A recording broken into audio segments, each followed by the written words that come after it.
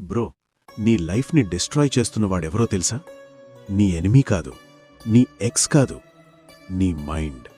ఉద్ధరేదాత్మనాత్మానం నాత్మానం అవసాదయేత్ ఆత్మైవ హ్యాత్మనో బంధు ఆత్మైవ రిపురాత్మనః. Srikrishna 5000 years back చెప్పిన truth ఏంటి తెలుసా? నీ లైఫ్ని బిల్డ్ చేయడం నీ హ్యాండ్స్లో ఉంది, నీ లైఫ్ని స్పాయిల్ చేయడం కూడా నీ హ్యాండ్స్లోనే ఉంది.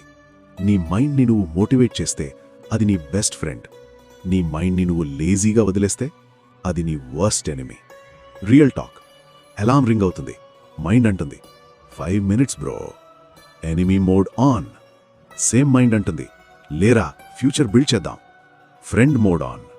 Situation same, time same, problem same. Difference ఏంటి?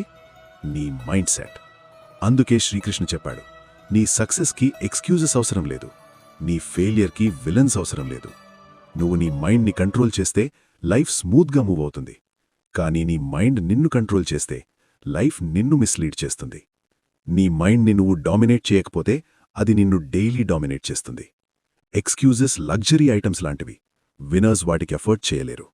వీక్ మైండ్ కంఫర్ట్ కోసం వెతుకుతుంది, స్ట్రాంగ్ మైండ్ కంట్రోల్ కోసం వెతుకుతుంది.